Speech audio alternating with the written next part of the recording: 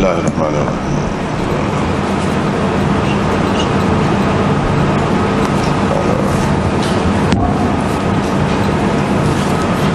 Bab qissati ashabil ukhdud was-sahir wal-rahib wal-ghulam.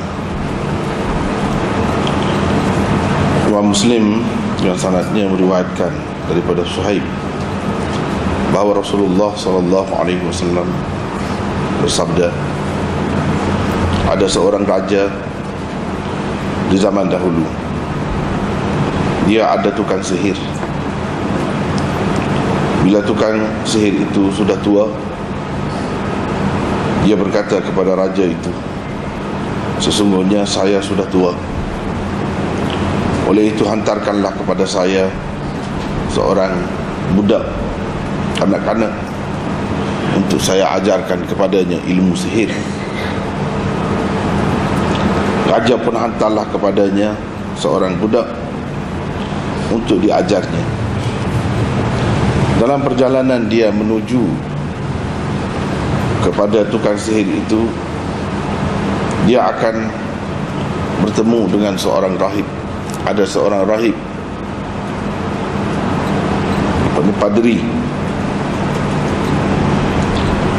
Sebelum dia pergi kepada tukang sihir itu, dia akan duduk dulu, singgah situ, dan akan dengar pengajarannya.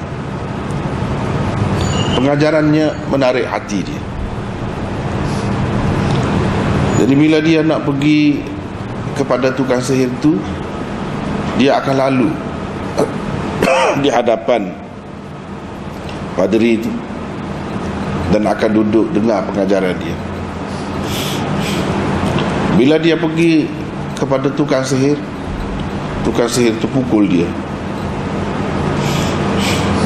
Ini dengan sebab lambat lah, pukul. Dia pun mengadu halnya kepada rahib. Rahib itu ajar dia, kata kepada dia, kalau kamu takut kepada tukang sihir itu, yang akan bertindak kasar terhadap kamu, faqul, kamu katalah, ini bagilah alasan, habasani ahli keluargaku menahan aku.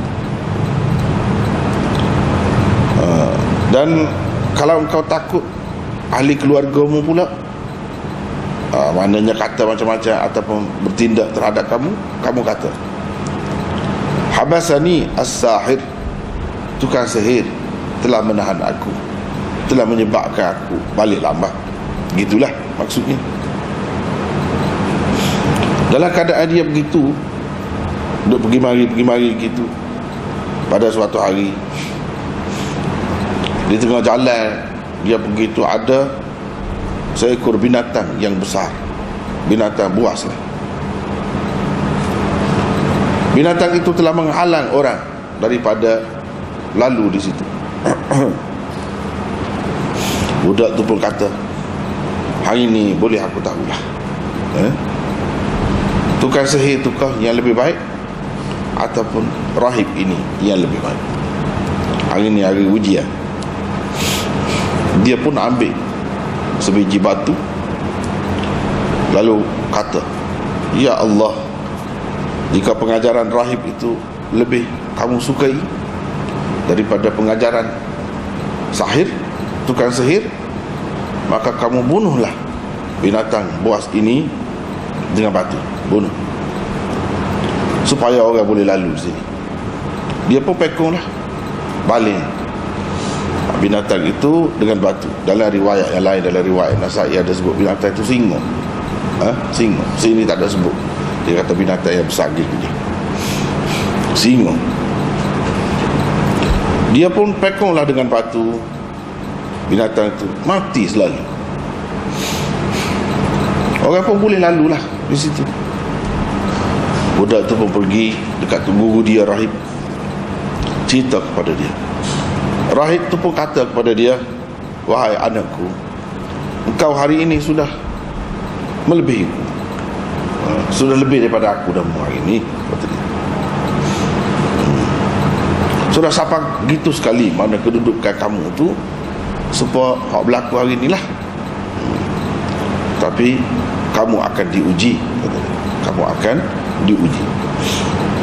Kalau kamu diuji, jangan tunjukkan aku, jangan tunjuk aku, jangan royak kau orang, tu gurumu ni aku. Itulah kira. Jadi lepas tu budak tu nya, jadi bisalah boleh menyembuhkan orang buta, orang bisu, orang apa, baras, balar. Dah boleh berubat orang macam-macam penyakit, apa penyakit saja. Bila dia sembuh siap.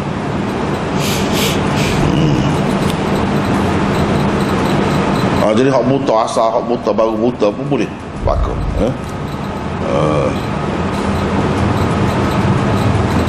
Cerita dia tu didengar oleh seorang kaki tangan raja lah, kaki tangan raja, pegawai dia lah, yang telah pun buta. Dia bawa kepada budak tu macam-macam hadiah, banyak lah. Lepas dia kata, ni semua ni boleh kamu berlaku. Kalau aku siap, boleh kamu berlaku. Budak tu pun, kalau kamu boleh menyembuhkan aku, boleh kamu berlaku. Ni barang ni, hadiah. Budak tu pun kata, sebenarnya saya tak boleh menyembuhkan siapa-siapa pun. Hak sebenarnya menyembuhkan Allah, kata dia. Kalau mu beriman, bolehlah aku tolong doa kepada Allah. Lepas tu mungkin dia menyembuhkan engkau. Orang tu pun berimanlah dengan Allah, dan Allah pun menyembuhkan dia lah. Dia doa lah, mana kira-kira rekah cerita je. Dia pun pergilah ke majlis raja pula. Duduk seperti apa ni, pergi dekat raja seperti mana hak dulu lah, keadaan dia dulu. Raja tu pun kata, kerana jelek ni, boleh tengok ni siapa dia mengembalikan penglihatan. Pegawai dia tu pun kata, Tuhanku. Raja tu pun kata, adakah kamu mempunyai Tuhan yang lain selain daripada ku? Mana raja tu dakwa Tuhan dia tu Tuhan. Jadi pegawai dia tu kata, Tuhanku dan Tuhanmu Allah. Raja tu pun ingat dia. Lepas tu seksa dia. Sehingga bila tanya-tanya sama dia, buat kamu gini, dia pun ayaklah budak tu, dia jadi sembuh budak tu. Orang ingat pula budak tu.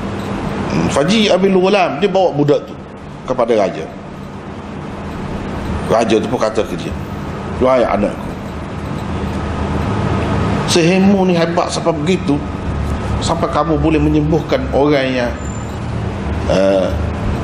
apa ni, buta, hak asal sejak lahir dia lagi, orang hak balar.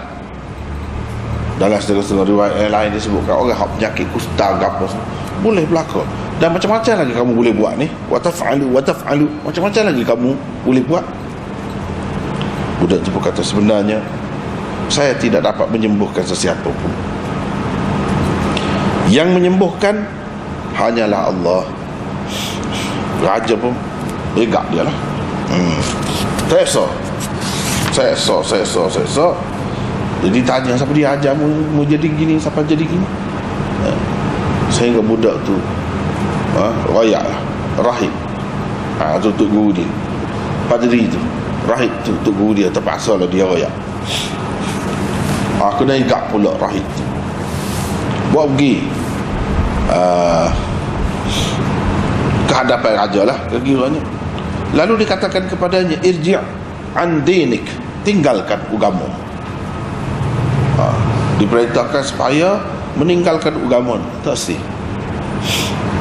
tinggal agama. Ini agama tauhid lah, agama tauhid. Tak sih tinggal agama. Maka raja tu pun minta gaji, mari gaji. Nak mari gaji. Lepas tu letak gaji atas tengah kepala dia, tempat belahan rambut dia. Belahan rambut tu tengah lah biasa. Orang belah rambut biasanya tengah, ada juga pesing tepi. Orang dimaksudkan sama tengah lah. Tempat belahan rambut dia tu, tok atas tu. Gaji daripada atas sampai ke bawah tu belah dua. Hatta waqa'a shiqqahu, sehingga jatuh dua bahagian tubuh. Mana tubuh dekat satu, bila belah tu belah dua, jatuh. Sampai begitu. Kemudian dibawa pula pegawai raja tu, buat mari. Dikatakan kepadanya, tinggalkan agama. Tak setuju, tak setinggal agama. Dia letakkan gaji pula atas belahan rambut dia, kepala, dan belah lah, siapa terbelah dua. Pegawai dia tu pula. Kemudian dibawa budak tu pula, dikatakan kepadanya, tinggalkan agamamu. Budak tu tak sih, budak yang pada bukan orang tua, budak. Raja pun beri budak tu kepada di kaki tangan dia, pahlawan dia, suruh bawa pergi. Raja kata bawa pergi dia ke puncak bukit, bukit ke gunung sekian-sekian, buat naik ke puncak. Bila kamu sampai ke puncaknya, tanya dia sanggup tinggalkan agama dia. Kalau dia tinggal agama dia, tak apalah, lepas. Kalau tidak, kamu campakkan dia dari atas gunung itu, biar dia mati. Mereka tu pun bawa budak tu pergi, buat naiklah atas gunung. Faqala, budak tu pun berdoa, Allahumma kfinihim bima syi'ta. Ya Allah, selamatkanlah aku daripada mereka ini dengan apa saja cara yang kau kehendaki. Tiba-tiba gunung tu pun bergoyang, jadi gempar tu habis jatuh, berselerak jatuh, bergelempangan jatuh, mati. Tapi budak tu nya selamat. Budak tu mari pergi ngadak raja, depan raja. Pelik juga budak tu. Pergi mari depan, kita kata lari nusuk, kita kata tak, dia pergi ngadak depan raja, mana dia tidak mati.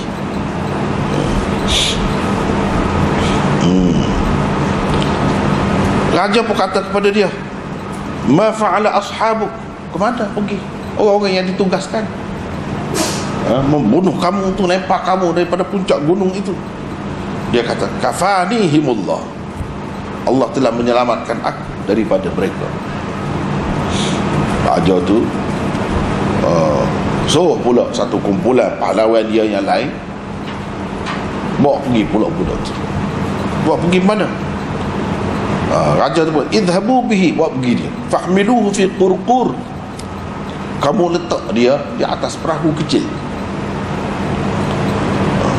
dan bawa pergi ke tengah laut. Kalau dia sanggup tinggal agama dia, tak apalah, lepas. Tapi kalau dia tak setinggal, kamu campakkan dia. Mereka pun bawa pergilah, dia pun berdoa seperti tadi juga. Dia berdoa, Allahumma kfinihim bima syi'ta. Ya Allah, selamatkan daku dari mereka dengan apa saja cara yang kau kehendaki. Terus terbalik, perahu bawa dia terbalik, lemah habis, mati habis. Budak tu tak mati, hikmat Tuhannya tak tahulah, dia berenang pergi ke tepi ke lagu mana Tuhan selamatkan dia. Dalam hadis ni tak ada cerita lagu mana dia pergi ke darat tu, tengah laut. Tapi hikmat lah. Ni pelik lah. Dia pergi menghadap raja pun, cacat depan raja, pergi.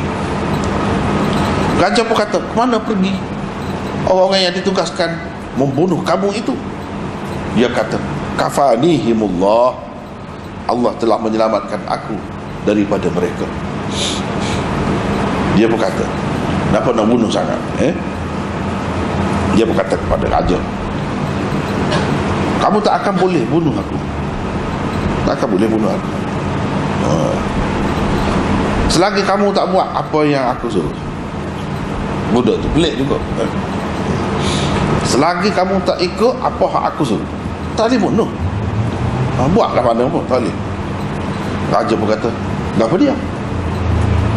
Buat apa? Lagu mana? Dia kata, kamu kumpulkan orang ramai, rakyat jelata di satu tempat di tanah lapang yang luas. Kumpul situ.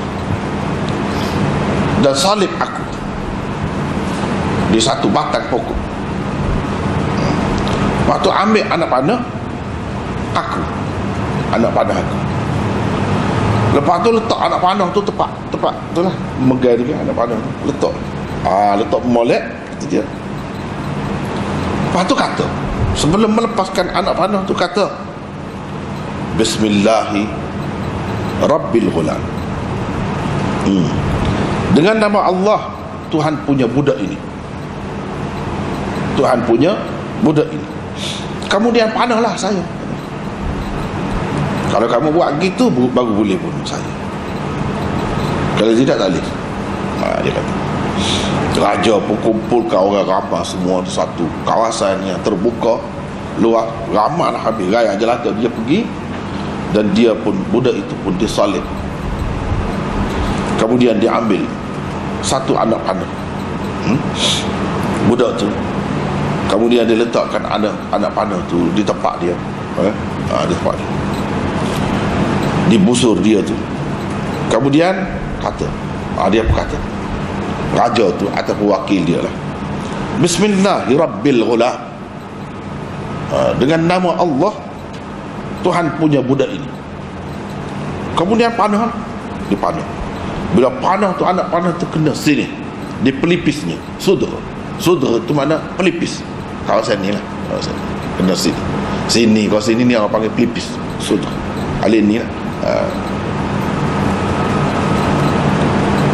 Budak tu pun letak tangan dia,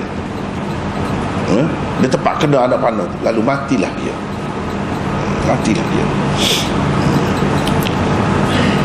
Orang ramai pun tengok ramai-ramai tu pun kata, selalu kita beriman kepada Tuhan budak ni. Kita beriman kepada Tuhan punya budak ni. Kita beriman kepada Tuhan punya budak ni. Pakak kata, gagal dah lah. Gagal. Rendah dah lah. Situ bukan orang ramai. Lepas tu adalah orang pergi dekat raja. Royak ke raja. Orang kata, tengok apa yang Tuhan ku takut sudah berlaku. Wallahi nazala bika hadharu. Telah berlaku apa yang Tuhan ku takut sudah berlaku. Tak sewi sangat orang beriman. Habis jadi beriman rakyat tu. Gitulah orang pergi royak. Raja tu pun perintahkan supaya digali parit yang besar, ukhdud, di muka jalan, di mulut jalan. Maksudnya di muka jalan tu, tempat-tempat jalan keluar tu ada lah. Mana tak boleh keluar lah daripada kawasan. Dia kepung habis. Digalilah parit sekeliling itu, orang tak boleh keluar. Dan dinyalakan api yang besar di dalam parit itu. Dan raja itu berkata, sesiapa yang meninggalkan agamanya, sesiapa yang tidak meninggalkan agamanya, kamu campakkan dia ke dalam api itu. Dia perintahkan kepada kaki tangan dia lah, hulu balai dia. Atau dikatakan kepadanya, lapak masuk. Kalau tidak dia tolak pun, dia suruh lapak masuklah dalam api itu. Itu perintah raja. Kalau tak setinggal agama, lapak masuk. Kalau tidak pun dia tolak. Gitu. Mereka buat begitu. Ramailah hak mati kali itu. Dalam ramai-ramai tu ada seorang perempuan mari dengan anak dia yang masih kecil. Anak dia yang masih kecil. Di sini tak ada sebut kecil tu setara mana. Tapi dalam riwayat Nasa'i, riwayat lain ada sebut yang masih menyusu. Yang masih menyusu. Ibu dia teragak-agak untuk mencampakkan diri ke dalam api itu. Tetapi anaknya berkata kepadanya, "Wahai ibu, bersabarlah engkau. Sesungguhnya engkau berada di atas kebenaran." Lapaklah. Mana tak apa. Dia mati, lapak. Kalau tak lapak pun dia akan seksa juga. Begitu ceritanya. Ini hadis tentang ashabil ukhdud. Dalam hadis ni tak ada cerita tentang dalam Quran qutila ashabul ukhdud an-nari dhatil waqud.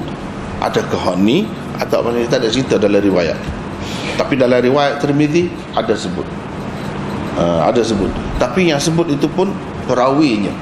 Maknanya apa orang panggil, hadis itu hadis mudraj, bukan hak asal hak Nabi sebut. Oleh kerana perawi ni tengok ada kesesuaian, kesamaan dengan cerita dalam Quran tu, gali parit lagu tu juga, bunuh juga. Jadi dikaitkan cerita ni dengan ayat itu. Boleh jadilah, boleh sekadar tu je. Tapi kalau nak kata dalam hadis tu jelas sebut hak tu, tidak jelas. Tidak jelas. Tapi benda macam ni pernah berlaku lah. Pernah berlaku.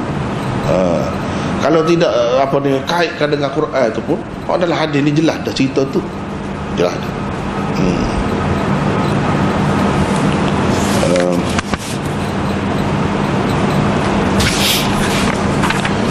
Oleh kerana lepas ni kan panjang selajuk ni hadis, dia kata bab hadis Jabir yang panjang. Hadis Jabir yang panjang. Panjang benar. Berapa buku surat ni? Banyak buku surat. Memang di hujung ni pun. Di hujung. Banyak buku surat lah. Jadi kita ni kita kemudian kan lah. Tengok dulu malam ni setakat mana. Sebenarnya cerita Ashabul Ukhdud ni pun panjang kalau nak cerita. Tapi untuk malam ni sekadarnya lah. Sekadarnya. Lepas tu ada beberapa versi dia Ashabul Ukhdud, yang mana satu yang lebih tepatnya dengan hak dalam Quran, dengan dalam hadis ni. Tapi hak paling sahihnya hak ni lah, hak dalam Muslim ni. Hadis ni selain daripada dalam Muslim, dalam Musnad Imam Ahmad pun ada juga, dalam Tirmizi pun ada, dalam Nasa'i dan lain-lain ada sebut. Dan ada versi lain, iaitu versi Ibnu Ishaq dalam sirah dia pun ada sebut. Tapi lagu lain cerita tu, lagu lain. Boleh jadi benda ni berlaku beberapa kali, boleh jadi. Kalau kita nak ambil belakang. Tetapi kalau nak banding antara dua tu, kalau salah satu yang berlaku yang sebenarnya, maka yang inilah yang lebih tepat. Hak tu kita akan cerita kemudian, dari segi buat perbanding yang apa tu kemudian. Cuma malam ni sekadar kita nak tengok hak ni dulu, dan nampaknya ia lebih sesuai dengan hak dalam Quran. Hak dalam Quran. Sebelum itu kita tengok ni dalam syarah Imam Nawawi, dia rekah yang sini. Rekah yang tak ada banyak, tak ada kecek banyak. Alah ke hujung ni kau sikit. Dia kata ni hak pengajaran yang ada dalam hadis hak kita baca tadi. Fihi itsbatu karamatil awliya. Hadis ini membuktikan adanya hak orang panggil keramat wali-wali Allah, kekasih Allah tu ada. Orang panggil keramat orang kita panggil tu, benda tu memang wujud, memang ada, tidak boleh dinafikan, adalah suatu yang benar. Bukan benda pelik ni Nabi saja boleh berlaku kepada Nabi saja. Kalau benda pelik tu kalau berlaku kepada Nabi, orang panggil mukjizat. Kalau tidak Nabi, orang lain lah, kekasih Allah, mana orang yang betul-betul ikut agama Allah SWT, tak ada genggaman apa-apa. Tak ada genggaman apa-apa, tiba-tiba berlaku benda pelik kepada dia seperti di sini. Kalau nak kiranya dengan singa yang besar tu ambil anak batu kecilnya, pekong mana boleh mati, tiba-tiba mati. Dan sebelum mati tu dia kata tu, ya Allah, kalau pengajaran rahib dia lebih baik daripada pengajaran tukang sihir, kamu matikanlah dengan anak batu ni sengok. Kalau dia pekor mati mudah. Ya orangnya habis, lari habis, berceludak habis lari, sengok tak boleh nak lalu situ. Dia tu yang kita tengok keramat. Itulah yang dikatakan keramat. Benda tak sebelah mana. Tapi kalau dengan izin Allah Subhanahu Wa Taala boleh mati. Itu antara keramat budak tu. Dan hak keramat ni tidak nanti orang tua, tidak nanti ilmu banyak, tidak nanti alim besar. Kalau Tuhan nak beri, orang biasa pun boleh, asalkan akidah dia betul dengan Allah Subhanahu Wa Taala, dia ikut ajaran yang betul. Dan cerita ni cerita sebelum Nabi kita, sebelum Nabi kita mari. Nabi cerita ni cerita sampai dulu. Sampai dulu tu bila? Macam-macam lah pendapat ulama'nya. Kebanyakan ulama' kata zaman antara Nabi Isa dengan Nabi kita, iaitu di zaman fatrah pernah berlaku peristiwa lagu ni. Kepada pengikut-pengikut agama Kristian yang betul, yang tidak syirik lah, tak ada unsur syirik. Pada masa tu ada lagi hak betul. Ni hak bawa hak betul lah, ajaran tauhid. Ajaran tauhid. Jadi tak ada tiga Tuhan ke apa tu, tak ada. Hak ni tak ikut hak tu, hak salah tu, hak betul hak ni.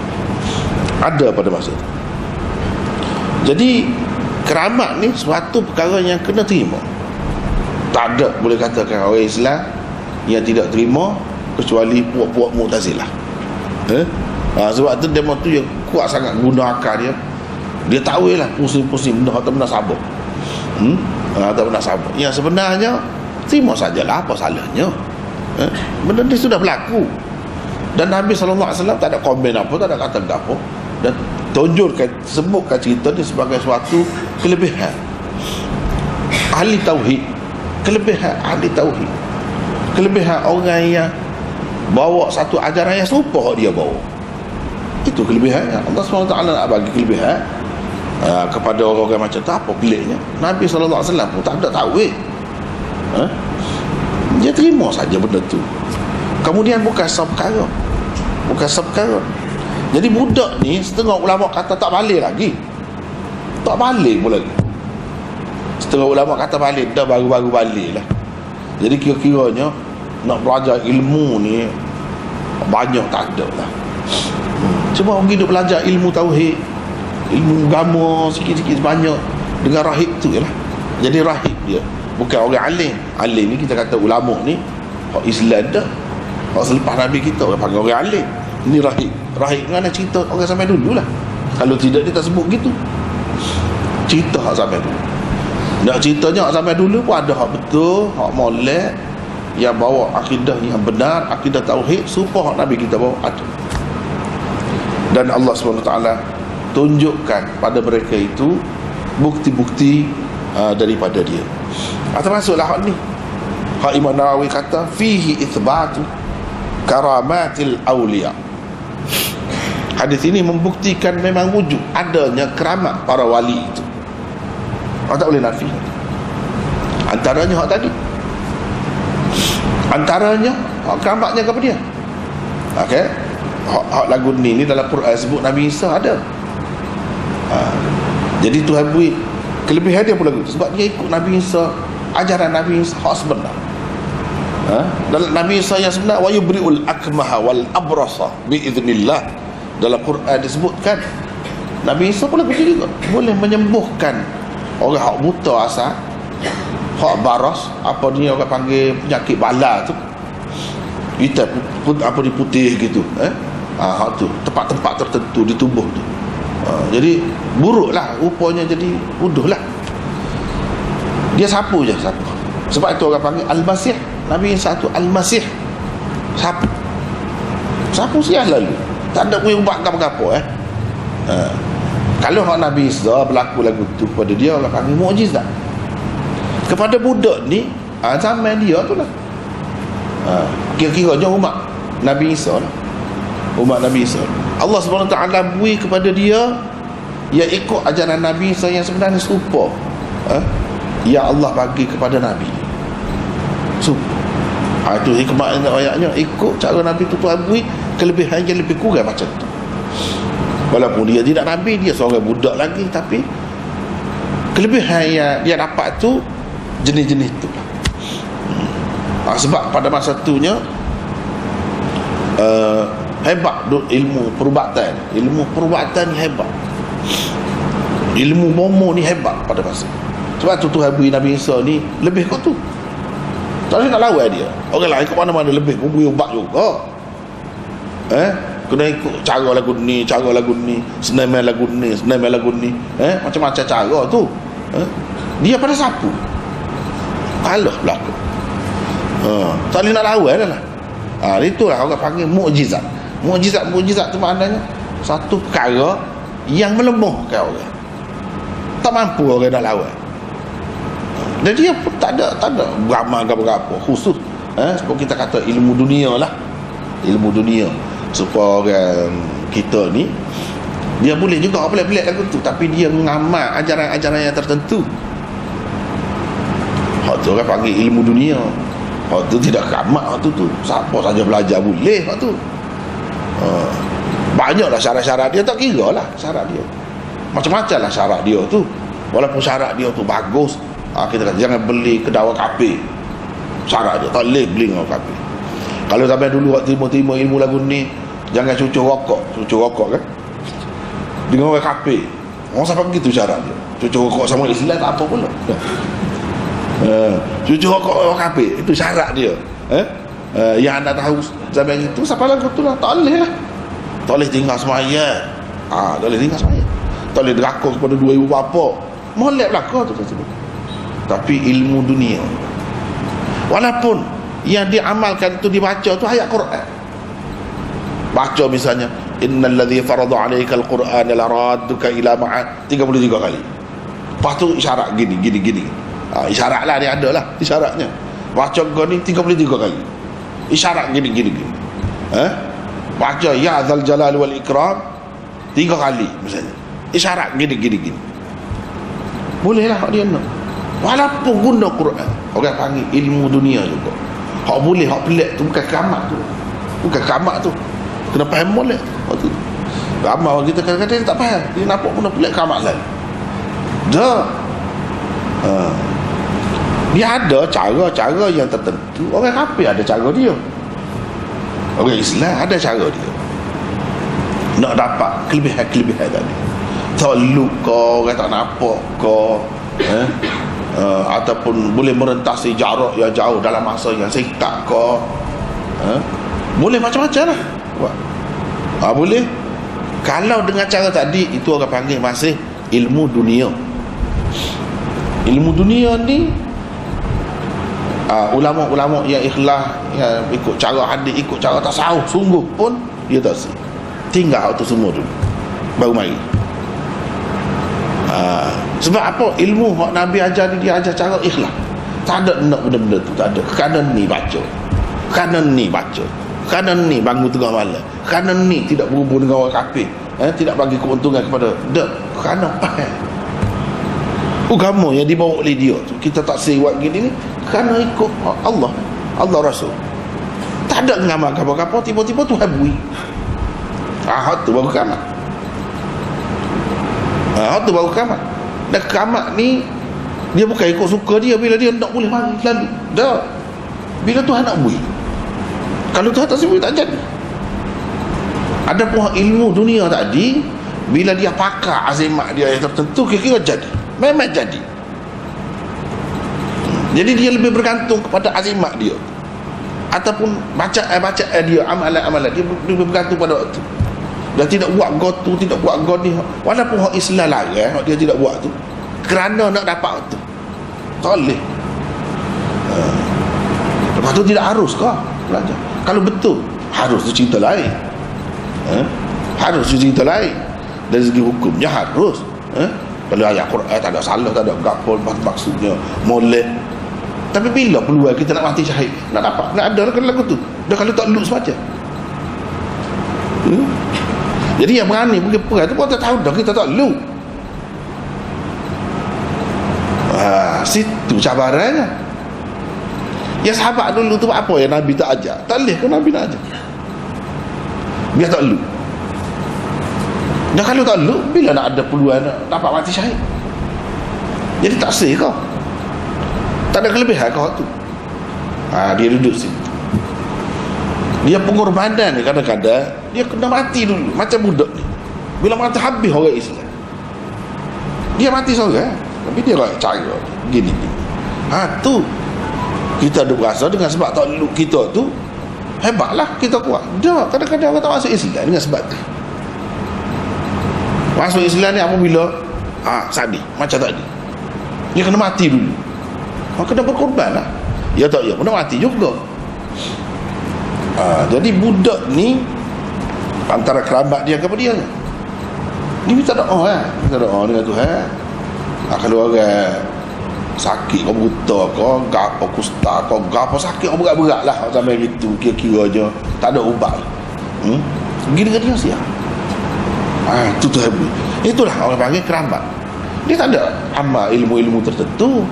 Dengan rahib tu dia belajar goni kau untuk nak suruh orang cilik ilah buta goni baca. Nak suruh ilah sopak ataupun bala tu baca. Tak ada baca gapo-gapo. Hanya dia baca hak dia belajar gitu je lah. Itu keramat dia. Itu keramat lah orang panggil. Orang lain doktor hak belajar berapa kali pakar dah pun tak boleh. Tiba-tiba dia tak ada belajar kau satu boleh buat. Itu lah orang panggil keramat tu benda pelik lah tu. Benda pelik. Hebat lah pada masa tu ilmu-ilmu perubatan berada di kemuncak pada masa tu. Dalam sejarah ni pada masa tu kemuncak. Tak kira lah zaman ni lebih hebat tu, tak kira pada masa tu. Sebab tu Tuhan beri mukjizat pada Nabi Isa tu dalam bentuk tu. Macam Nabi kita ni dia kemuncak ilmu bahasa tu tinggi. Sebab tu dia beri Quran, mukjizat dia dalam bentuk bahasa. Tak boleh lawan juga tu. Jadi dia boleh menyembuhkan semua ni. Sembuh. Jadi kerana dia jadi sembuh. Hak bisu ke, hak gapo ke boleh sembuh. Lemah tak boleh lawan dia. Dari segi ni tak boleh lawan.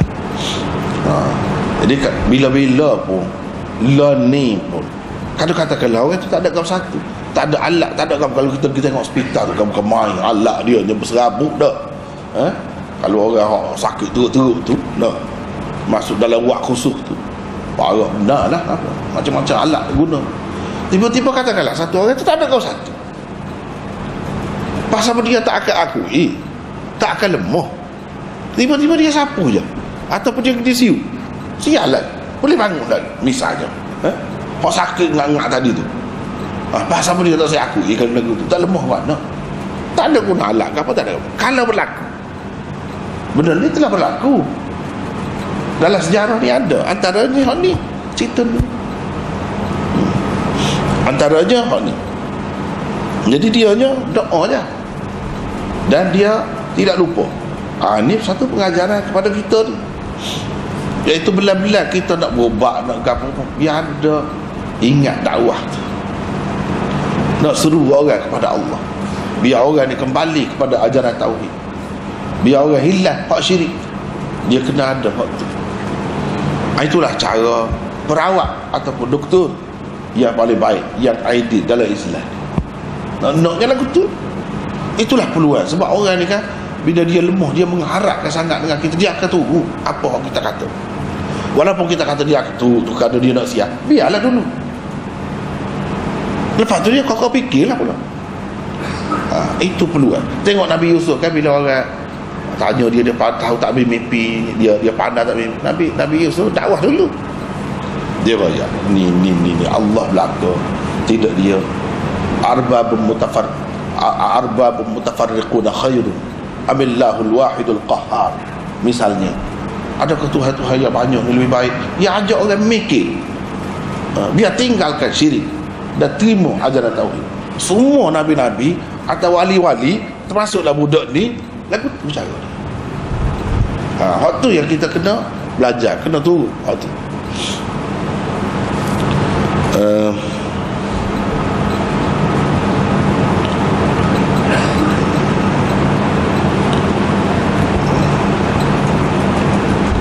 Itulah. Lepas tu kita katakan, ni keramat lah ni, pelik lah ni. Lepas tu macam mana budak tu tahu kan? Kalau kita tengok cerita ni, berapa kali nak pergi bunuh, naik atas puncak gunung lah, pergi bawa ke tengah laut lah, macam-macam pula tak mati. Dan dia tahu, Tuhanku tak boleh bunuh saya tak akan mati. Dia tahu lagu. Macam dia seorang nabi, berani kecek lagu tu. Tapi dia tidak nabi. Macam mana dia tahu? Inilah sampai satu peringkat kadang-kadang awliya illah, wali-wali Allah ni, Tuhan bui, dia nampak benda lagu tu, sehingga dia boleh dengan tegas, dengan berani dia boleh kata macam dia nampak depan. Lepas tu kalau nak mati saya boleh lagu ni, tak boleh lagu lain, tak sah lah. Lagu ni macam mana dia boleh royak, dia boleh tahu. Tok Guru dia ajar gitu, tak ada jelas sebut sini.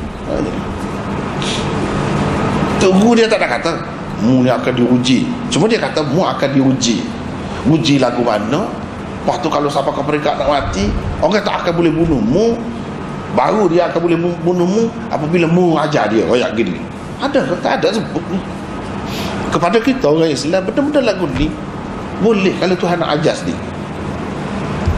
Dia tahu kok mana-mana. Salah satunya melalui mimpi ke, orang panggil ilham. Tidak nanti mimpi, dia nampak. Dia tahu ini cara. Dia royak. Itu pun keramat lah tu orang panggil tu. Keramat lah tu. Lepas tu sekali tengok nampak macam nak bunuh diri, dia royak tu. Tak royak tak boleh bunuh. Tidak gitu. Kadang-kadang dalam perjuangan kita kena mati, kena bersedia untuk mati. Lepas mati itu barulah dia agama dia berkembang. Itu cara sunnatullah. Dalam sejarah kalau kita tengok memang banyak begitu. Memang banyak begitu. Boleh jadi kita kata ni termasuk dalam wali ni, kadang wali lah. Kita kata macam bunuh diri. Tidak. Ada orang kalau dia tahu dah, Tuhan tahu ke dia. Boleh kalau Tuhan nak tahu. Mu akan mati juga ke mana-mana. Akan mati lagu ni. Lagu ni cara. Jadi dia reda lah. Reda. Hak dia kata tu, hak dia tahu dah. Kalau dia tak kata, akan mati juga. Dia kena kata gitu. Sebab kita lah. Kalau hak mati, kisah sakit go tu, kisah sakit go ni, itu tak apa. Kita kata sakit. Lepas tu kalau hak tidak sakit, boleh kalau kita nak halal mati tu dia mari pada kita? Tak boleh. Hak tu kena terima dah. Itu ketentuan Tuhan. Ketentuan Tuhan. Sampai masa dia akan mati, kena terima hak tu. Jadi dia ni dia tahu rahsia tadi. Rahsia tadi tu Allah SWT bagi tahu memang begitu cara mati dia. Jadi bila dia royak tu, orang tidak panggil bunuh diri. Bunuh diri itu dalam keadaan tidak pasti gitu. Hak ni dia tahu dah. Gitu caranya takdir Tuhan atas dia. Dia buat ke mana pun tak boleh, dia akan jadi gitu. Itulah cerita. Jadi kita cuba kita tengok sini, mana butir-butir keramat dia tu. Imam Nawawi kata keramat atas dia banyak cara tadi lah. Antaranya kita kata di hak zahir ni, berubat orang sakit, lepas tu dia boleh royak, aku tak akan mati, tak boleh mati, aku tak boleh bunuh saya, tak mati, kena gini-gini, dia boleh royak. Lepas tu bila buat gitu jadi sungguh mat muda mati selalu dia. Jadi ni benda-benda macam ni kalau kita kira, kalau seorang Nabi kat, kita kata dia dapat melalui wahyu. Kalau tidak Nabi, ilham ataupun Tuhan beri kepada dia melalui mimpi dan dia cukup yakin berdasarkan pengalaman dia, beberapa pengalaman dia yang lepas, memang pasti. Hak tu orang panggil keramat.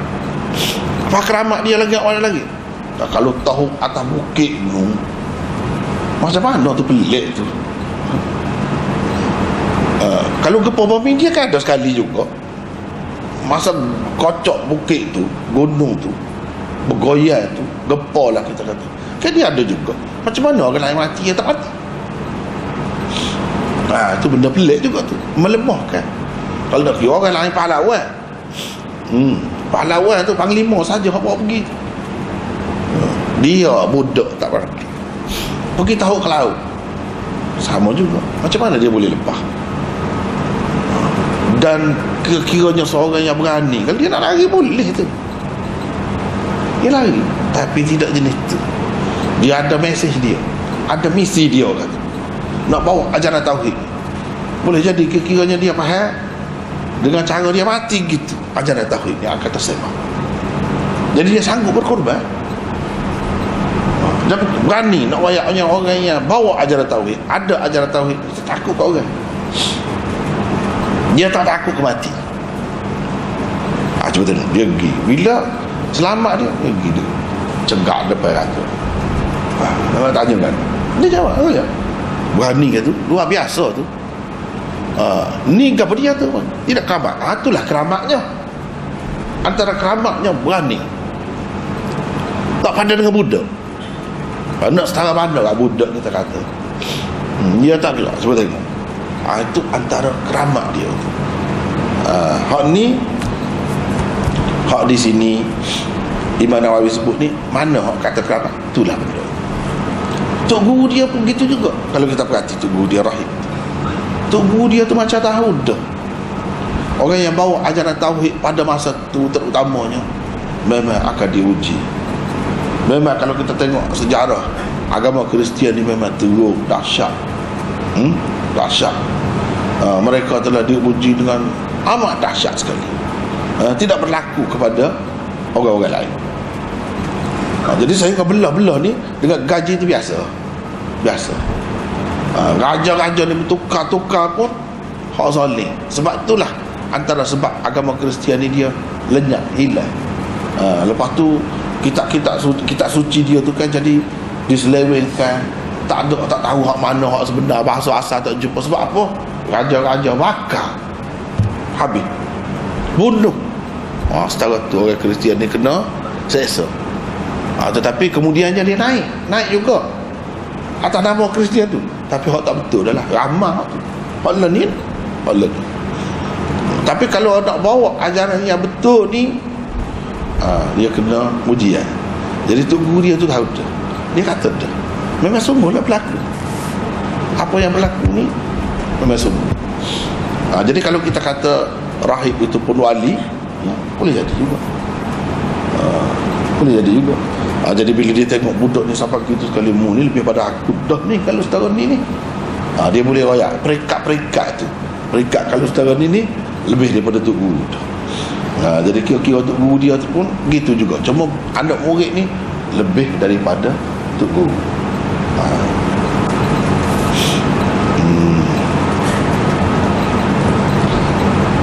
Al-Fat wa fi jawazul kadhib fil harbi wa nahwiha. Dalam hadis ni juga ada pengajaran. Imam Nawawi kata tentang keharusan berdusta. Kita boleh kecap laut dalam perang ataupun lain-lain. Boleh kecap laut.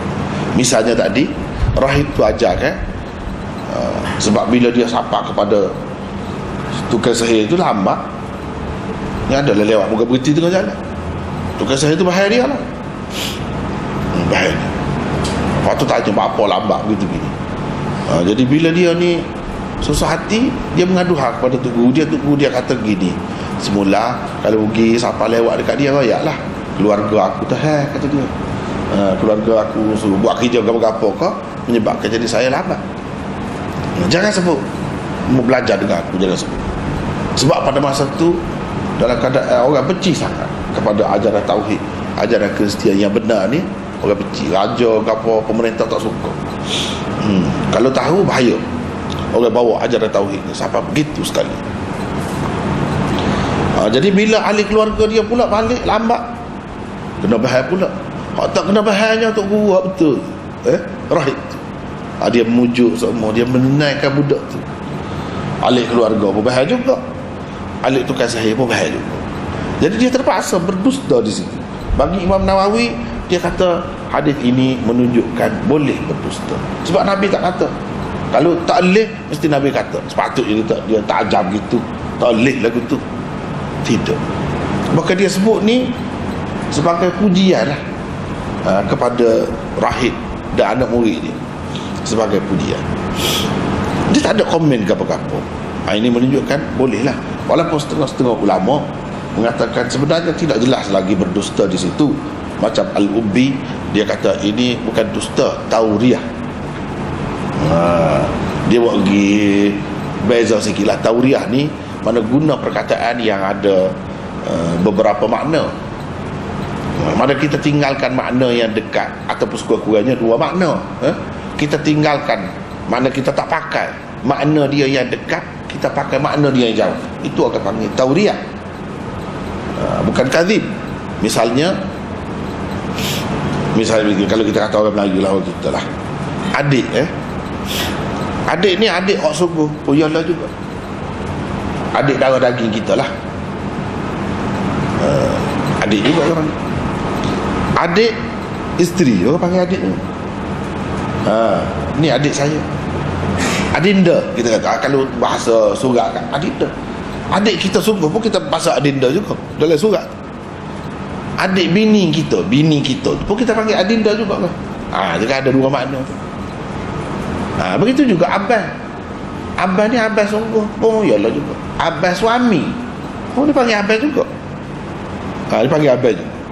Tapi hak mana hak lebih dekat makna dia? Dalam bahasa masing-masing tak serupa lah. Hak mana lebih dekat? Abang ni lebih dekat. Abang semua sport tu, abang darah daging tu kau kata abang suami tu, hak mana lebih dekat? Kalau kita kata hak lebih dekatnya abang darah daging tu, hak tu lebih dekatnya. Hak tu hak asalnya. Tiba-tiba kita guna perkataan abang bukan dengan makna hak dekat, tapi dengan makna hak jauh. Hak jauh tu apa? Suami lah misalnya kita kata. Itulah tauriah. Tauriah bukan dusta. Jadi ahli saya ni keluarga. Jadi orang Islam ni kan adik-adik keluarga. Jadi dia kira keluarga je. Tapi dengan makna jauh. Ahli yang dekatnya keluarga lah, anak-anak lah. Hak darah daging tu. Tapi keluarga dalam bentuk agama, saudara agama agak jauh. Ni saudara saya, adik-adik saya. Adik-adik ke mana? Adik-adik seagama. Boleh juga. Innamal mu'minuna ikhwatun. Ikhwatun kan saudara. Tapi hak asalnya makna saudara tu adik-adik darah daging, hak tu hak lebih dekatnya. Benda-benda macam itulah setengah ulama kata di sini tidak jelas. Tapi tak apalah kalau kita kata memang dusta sungguh. Maka hak itulah senang. Dusta sungguh. Dusta ada kalanya sunat, ada kalanya wajib. Sampai ke tempat dia boleh. Itu mengikut setengah-setengah ulama yang dia bagi gitu. Jadi hak ni dia kata boleh berdusta dalam perang dan seumpamanya. Dan untuk menyelamatkan diri daripada binasa. Itu kan sahabat-sahabat dulu ada hak sampai mati seksa lagu mana pun tak berubah. Lagu tu lah macam Bilal tu. Orang seksa dia duk ahad semacam. Lama-lama orang jumnya seksa tu letih tinggal gitu. Tapi ada juga yang tidak lagu tu. Cuma selepas dia lepas tu, bila dia tujuannya nak apa, nak suruh tinggal agama Islam, jatuh seksa sangat tu sport ni juga nak suruh tinggal. Jadi dia dah seksa sangat, teruk sangat ni, tinggallah agama. Kamu tinggal ke tidak agama Muhammad? Kamu tak tinggal seksa sampai gini, kalau mau tinggal berhenti seksa. Dia kata dia tinggal. Misalnya ada lagu tu, Tuhan ni Allah ke tidak? Macam-macam lah soalan tu boleh jadinya. Jadi dia terima lah tu. Lat dan Uzza ni Tuhanmu ke tidak? Terima lah. Terima dengan terpaksa. Dalam Quran tu ayat dan sahabat berlaku lagu tu, dia pun terima. Bila terdesak sedih lah terima. Jadi macam mana dia telah mengucapkan kalimat kufur. Dalam Quran tu ayat tu, illa man ukriha wa qalbuhu mutmainnun bil iman. Hak tu kecuali walakin man syaraha bil kufri sadran, hak tu tak boleh. Mana kalau dengan terbuka, dengan rela hati, tak ada apa-apa paksaan, kita terima. berala, kita terima Tuhan selain daripada Allah, kita terima agama lain misalnya, dalam keadaan terbuka, tu baru Tuhan kira salah. Kalau dalam keadaan dipaksa, ditekan, ukriha, sedangkan wa qalbuhu mutmainnun bil iman, hatinya tetap dengan iman, hati siapa dia nampak hati, lidah saja kan, Tuhan tak kira lagu tu salah, barulah lega sahabat-sahabat tu setengah-setengah. Mana boleh. Sebab ni dia mengancam nyawa, sama ada nyawa tu nyawa dirinya sendiri atau nyawa orang lain, boleh dia berdusta. Lepas tu kita kata dah boleh, apa yang demo tu tidak tarik balik kata. Ada kena mu tak setinggal kau agamamu. Kan tadi nak lepak dalam pagi tu api nyala-nyala tu. Kalau pada masa tu demo ni ada perempuan ni kata gitu tak. Hati dia tu tak dengan iman, Tuhan tak kira kalau ni. Tapi buat apa tu? Tu kekuatan iman dia tu. Dia tak sanggup tu, tak sanggup sembuh. Nak tinggal agama tak sanggup. Biar mati lah. Adalah tu hikmah Tuhan ke mana-mana. Memang sungguh berlaku lah ni. Tak sanggup. Begitu dalam masa sebentar saja. Dakwah cara tidak langsung dia tu telah memberi kesan begitu mendalam, sehingga tak ada orang nak tarik diri, walaupun buat lala dusta tu tak pakai kaedah, dia mati tak apa, rela lah. Nampak kuat tu kan akidah tauhid, padahal baru kan Islam tu berlaku. Kalau dah masuk molek, jadi lagu tu lah, sanggup mati. Apa nak susahnya? Takut api besar. Patulah dalam kalau kita baca ayat qutila ashabul ukhdud an-nari dhatil waqud idhum 'alaiha qu'ud wa hum 'ala ma yaf'aluna bil mu'minina syuhud. Baca ayat tu ke azabul hariq, azab api yang menyala-nyala membakar itu. Dia kata masuk dalam. Tu akibatnya tak setinggal agama. Tak takut ni api dunia setakat mana. Kita lebih takut api akhirat tu lagi. Hak ni tak ada gat. Dengan senyum dapat. Setara-setara tu nak banyak perjuangan ahli tauhid. Orang yang memperjuangkan tauhid agama yang Nabi kita bawa selamat lah ni ada. Hak Nabi kita bawa tauhid, hak lain pun nak habis. Dulu lagu mana nak jaga tauhid, siapa setara tu lah. Tu ceritanya. Tak apa. Hak ada kehormatan, mana kita boleh jaga dia. Tidak kita yang terancam. Kalau mu tidak tukar agama mu, adik mu aku pun nyawa juga tu kalau tidak nyawa kita. Tak apa, boleh. Boleh lah. Dan benda ni dalam agama kita, syariat kita, Nabi SAW ajar, ada ayat Quran apa tu, lagi lega. Kita boleh pilih jalan itu. Kita boleh pilih jalan itu. Ada sejarah lah, ni sejarah. Biasa kita dengar Muhammad Al-Ghazali kan, Syekh Muhammad Al-Ghazali baru mati dia tu orang Ikhwanul Muslimin. Zaman dulu teruk sesa. Hak ni sama Islam ni, hak dakwah Islam hak sesa dia ni pun. Kalau hak ni tak kira lah kafir kan. Hak ni hak Islam, pemerintah Islam juga, namanya Islam, buat kepada sama Islam. Kalau kita baca sejarah puak-puak ni, Ikhwanul Muslimin hak kena penjara, kena seksa teruk, termasuk Said Qutb. Dia lepas anjing hak galak tu kan, hak lapar tu dia lepas. Ikut Said Qutb pun kena tubik perut, kena kekal. Muhammad Al-Ghazali tak tahan, dia letak atas air batu, kapit dengan air batu, punya seksa. Orang Islam, sama Islam, dah dia tak faham Islam. Dia tak boleh terima Islam ni dalam bentuk politik, dalam bentuk negara, tak boleh. Islam ni ibadat masing-masing. Tu je benda. Dari segi ekonomi kita nak pakai hak sosialis, nak mayallah lah.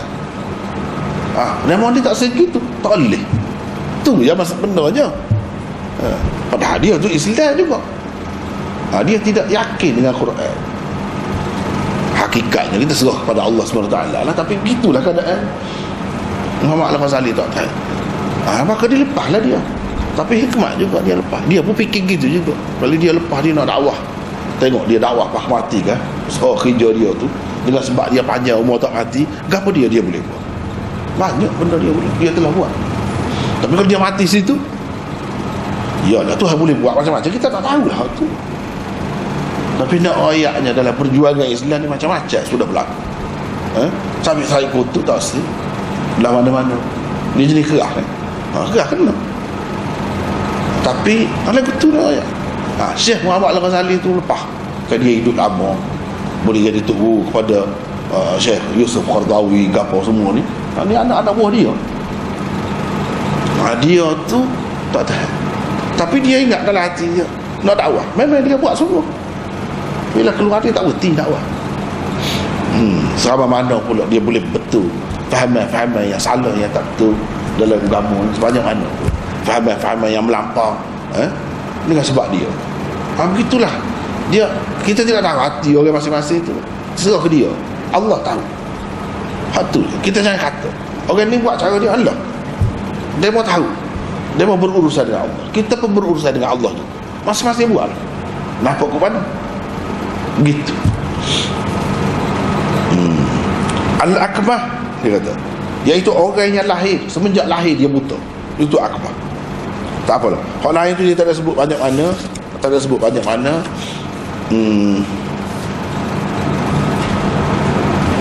begitulah.